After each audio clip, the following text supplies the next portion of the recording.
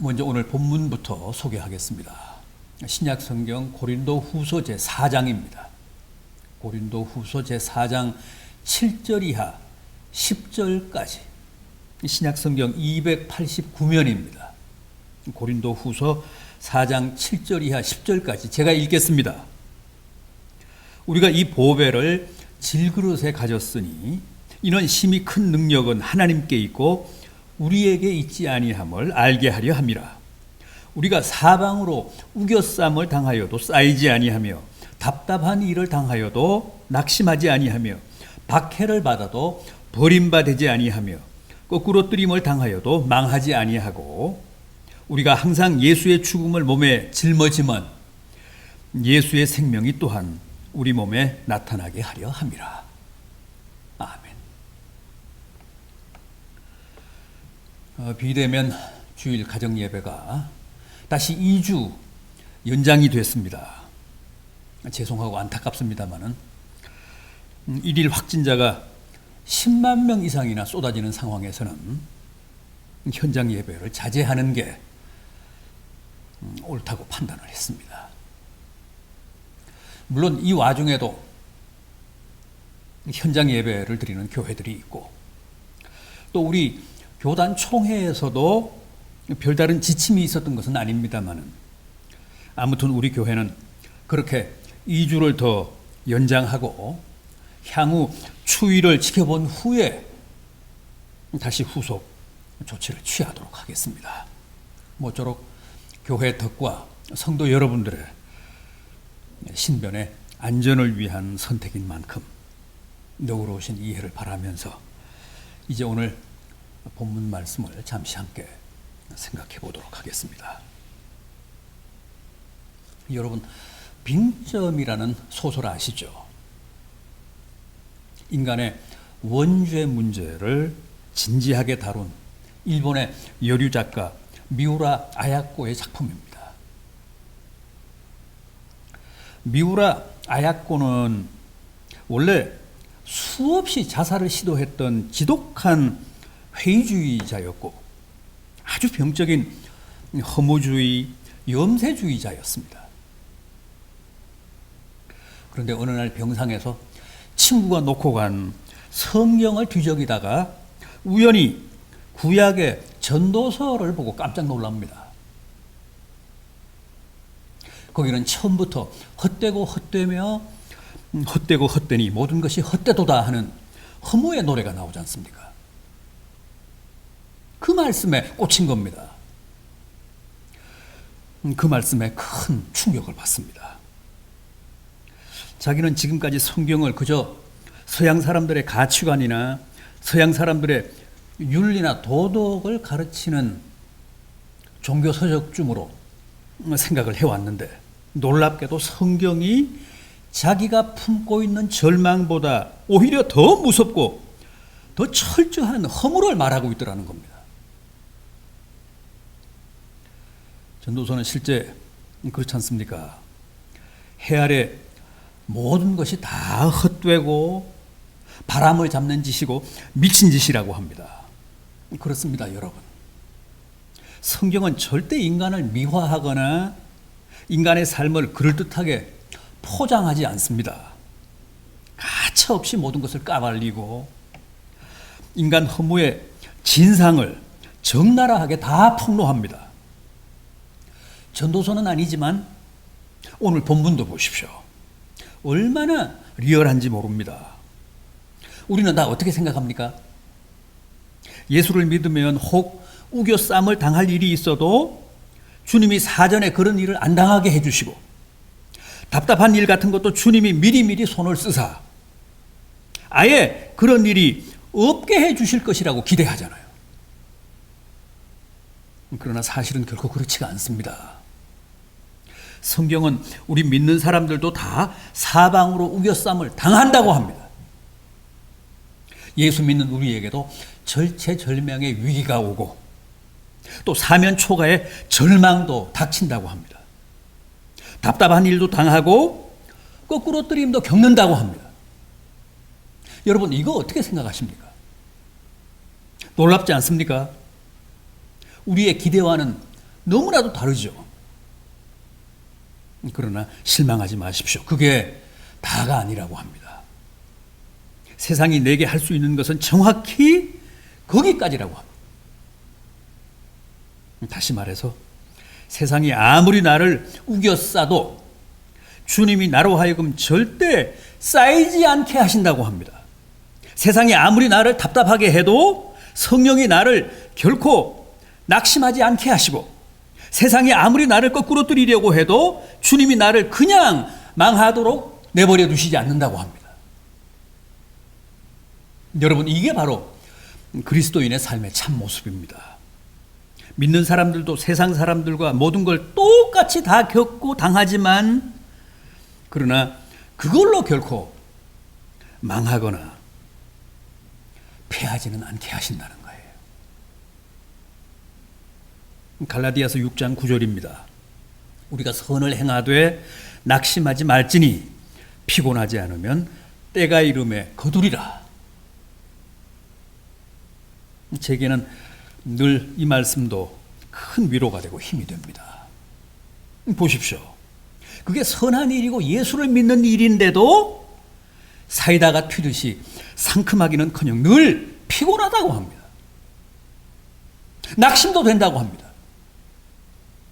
얼마나 놀라운 얘기입니까? 그러나 그게 다가 아니고 뭐라고 했습니까? 그게 끝이 아니고 뭐라고 합니까? 때가 되면 반드시 거둔다는 거예요. 따라서 피곤이 오고 낙심이 된다고 함부로 좌절하거나 포기해서는 절대 안 되는 족속이 바로 우리 믿는 자들이라는 겁니다. 피곤합니다. 낙심도 됩니다.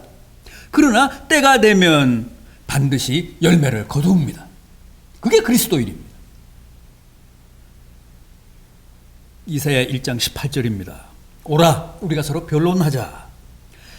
너희 죄가 주홍 같을지라도 눈과 같이 희어질 것이요 진홍같이 붉을지라도 양털같이 희게 되리라.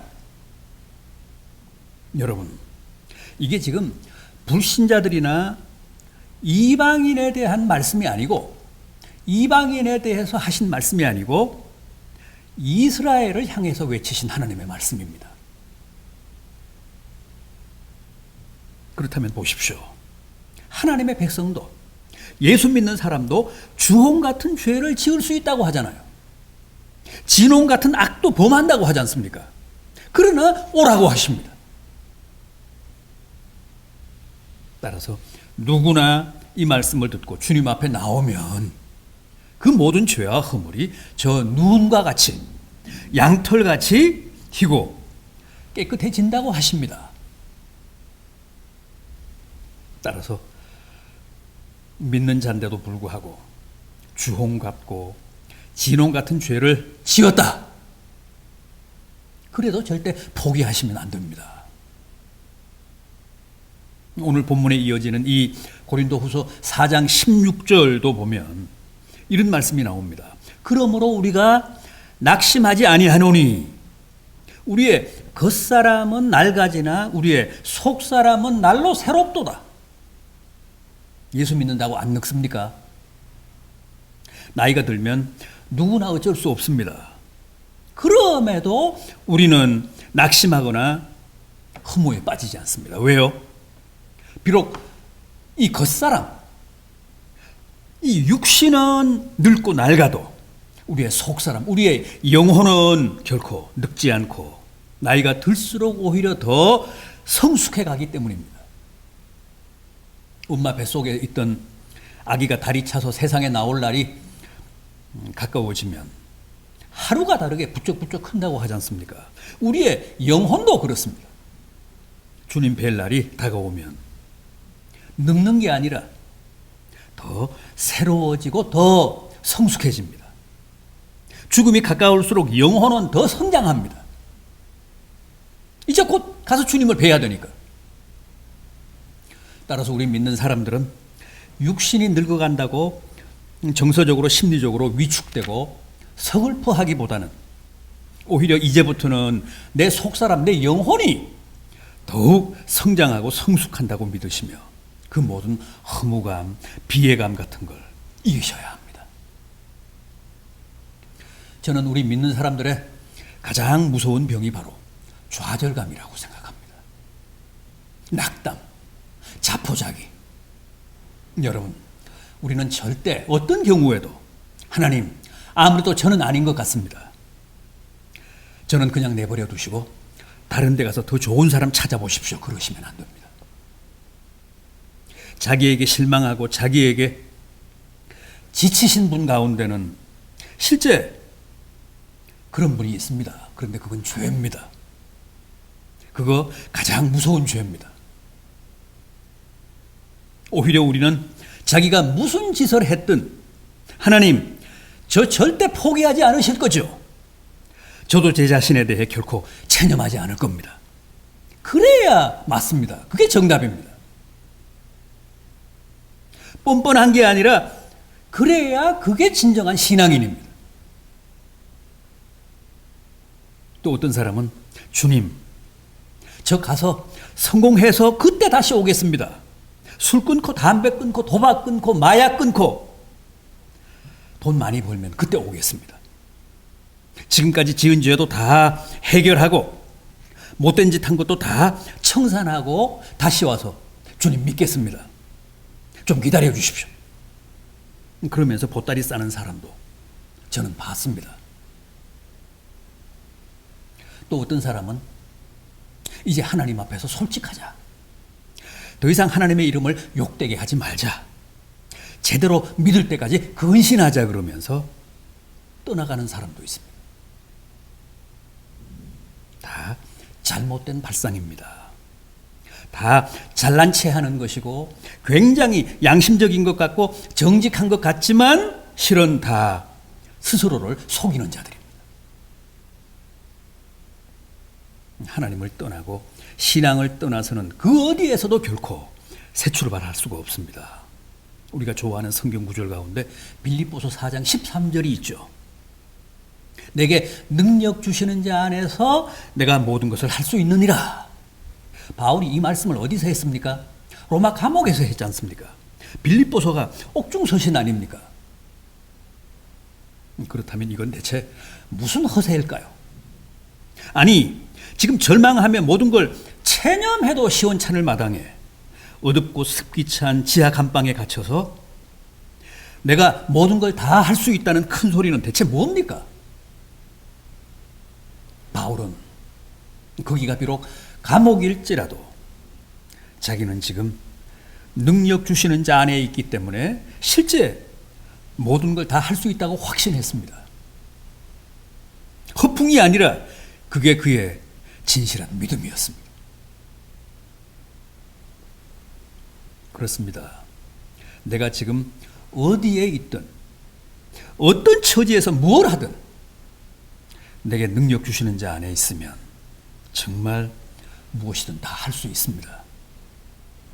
내 힘이나 내 재주로는 아무것도 할 수 없지만 능력 주시는 자 안에서는 모든 걸 다 할 수 있고 모든 걸 다 이룰 수 있다는 겁니다.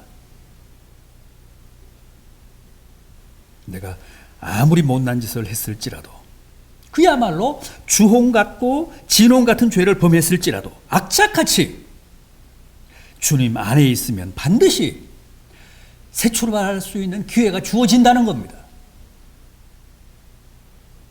겸손한 채 양심적인 채 하며 새 사람이 되어 다시 오겠다고 떠난 사람 치고 개가천선해서 다시 돌아온 사람을 한 사람도 본 적이 없습니다.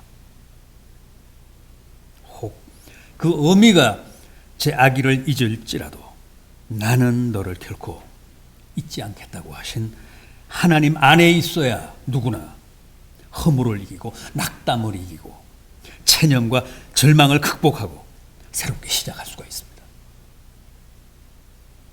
우리는 내 힘이나 내 능력이나 내 노력이 아니라 순전히 하나님의 은혜로 하나님의 일방적인 사랑으로 구원을 받았기 때문에 교만할 권리도 없지만 또 좌절하거나 절망할 권리도 없습니다. 하나님이 절대 나를 포기하시지 않기 때문입니다. 엄마가 젖먹이 아기를 포기하는 한이 있어도 하나님은 우리를 결코 포기하지 않으십니다. 그래서 교만도 죄지만 좌절이나 낙담도 죄라는 겁니다. 포기하고 체념하고 절망하는 것도 다 죄라는 겁니다. 여러분, 우리에게는 절망할 자유가 없습니다. 우리는 체념하고 좌절하고 포기할 권리를 다 박탈당한 사람들입니다.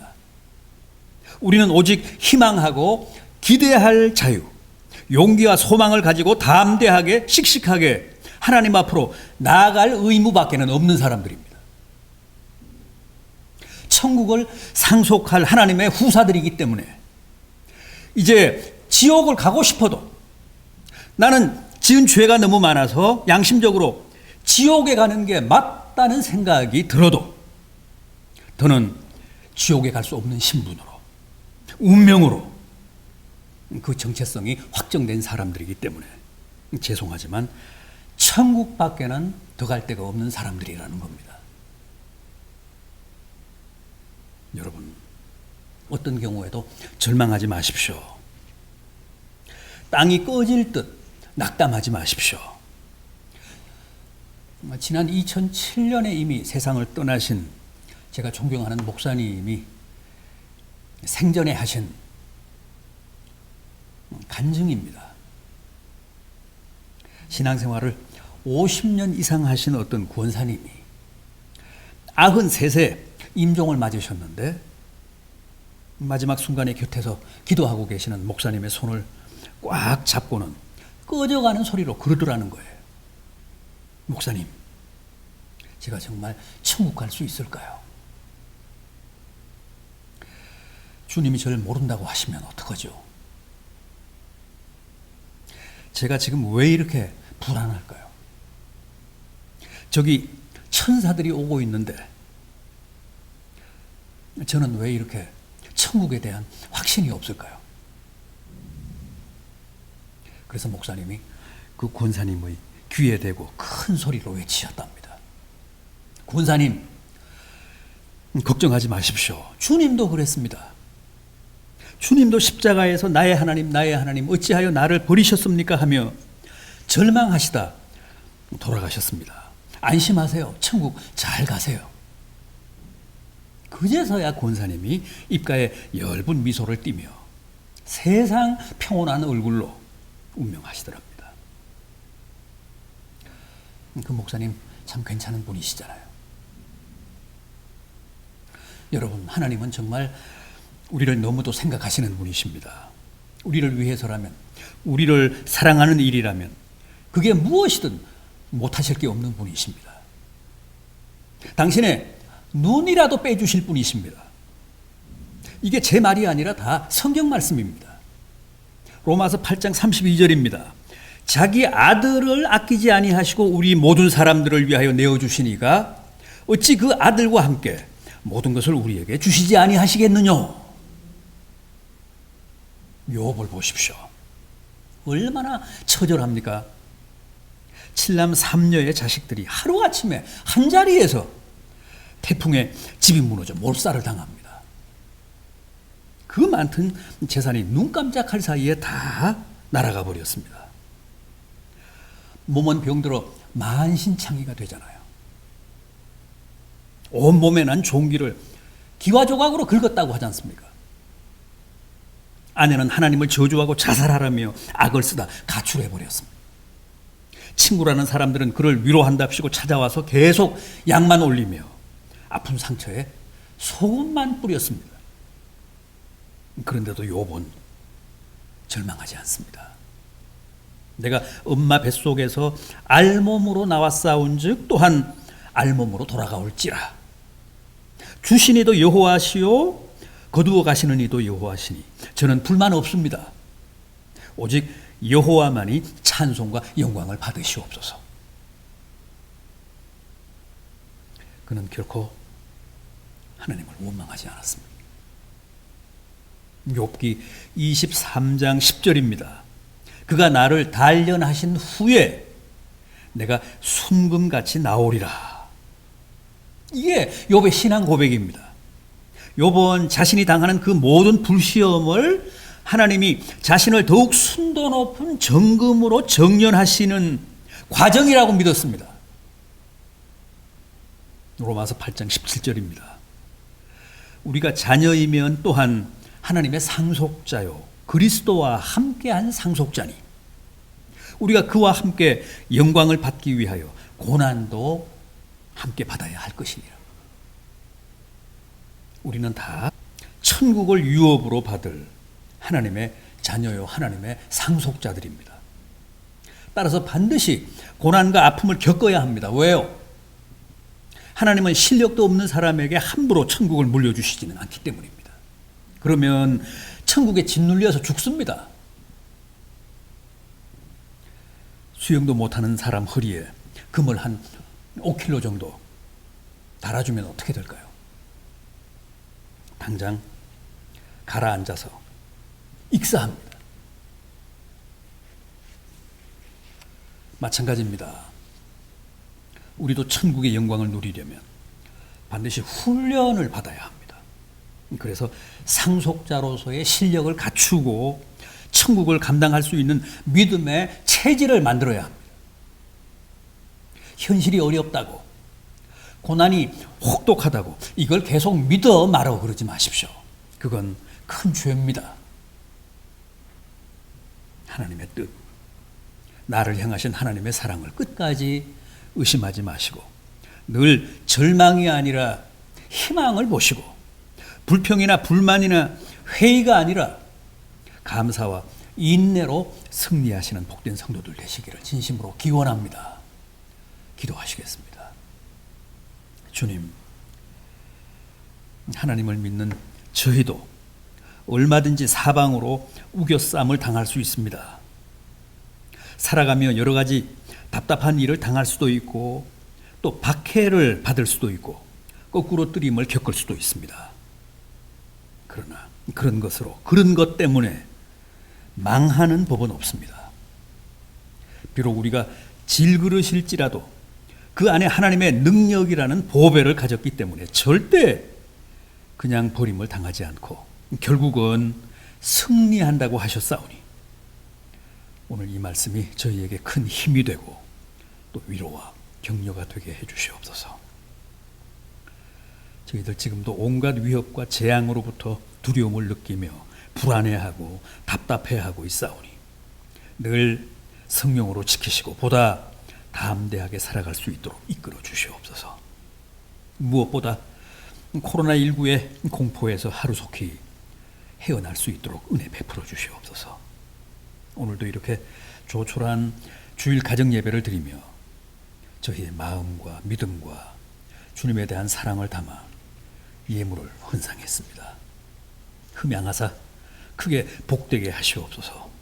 11조와 감사 헌금, 주일 헌금, 비전 월정 헌금, 차량 헌금 등에 참여한 모든 손길들이 주님의 기쁨이 되게 하사 가족들 모두 건강하고 안전하고 늘 그 삶에 보람과 감사가 넘치게 하시고 올해도 바라고 원하는 바가 다 이루어져서 주님께 더욱 풍성한 영광을 바치게 해주시옵소서. 환자들을 안수해 주시고 모두가 하루속히 온전함을 되찾아 본래의 자리로 돌아올 수 있게 해주시옵소서. 여전히 기온은 낮고 오미크론 변이는 그 기세를 좀처럼 꺾지 않고 있사오니 고향의 부모님 출입을 붙들어 주시옵소서. 지병과 노환을 관리해 주셔서 그 여생이 복되고 품이 있게 하시옵소서. 자녀들을 격려하사 이 새해에도 모두 승리하게 하시옵소서. 학업과 진로를 주님 친히 관장하사 코로나19로 인한 불이익이 없도록 도와주시옵소서. 사회생활, 해외생활 중인 자녀들의 만사도 형통케 하사 이 새해에도 큰 보람과 아름다운 열매를 풍성하게 수확할 수 있도록 이끌어 주시옵소서. 이런저런 계획을 가지고 기도하고 있는 자녀들의 범사도 합력하여 선을 이루게 하사 부디 올해도 저희 자녀들을 통해 주님의 거룩하신 뜻을 이루시옵소서. 저희 자녀들을 통해 이 땅에 하나님의 나라를 더 확장하시옵소서. 가장들 오직 믿음으로 사는 의인들 되게 하시고 각종 성인병과 암과 코로나19로부터 지키사 늘 주 안에서 몸도 마음도 영혼도 강건하게 하시옵소서. 주부들에게 더욱 기도의 은사, 사랑의 은사를 부어주시고 생업을 축복하사 일용할 양식에 애로가 없게 하시며 주의 모든 가정들 늘 자족하고 감사하며 살아갈 수 있도록 은혜 부어주시옵소서. 주의 가정들 올해도 간절한 바람과 절실한 기도 제목들이 있습니다. 결코 포기하는 일 없이 끝까지 기도해서 반드시 응답받는 큰 역사가 있게 해주시옵소서. 주님, 저희 교회를 기억해 주시옵소서. 그 죄를 위해 합심하여 기도하는 저희의 간구를 들으사 가장 선하신 길로 이끌어 주시고 저희는 또 그 주님의 뜻에 전적으로 순종하며 복종할 수 있게 해 주시옵소서. 3월 9일 대선이 이제 얼마 남지 않았습니다. 연일 여야의 선거운동이 격화되고 있습니다. 부디 이번 대선이 저희 나라에 복이 될지언정 화가 되는 일이 없도록 유권자들의 마음을 친히 주관해 주시옵소서. 오늘도 이 땅에 주님의 따뜻한 사랑과 은혜의 빛을 비춰 주시옵소서. 예수 그리스도의 이름으로 간절히 기도하옵나이다.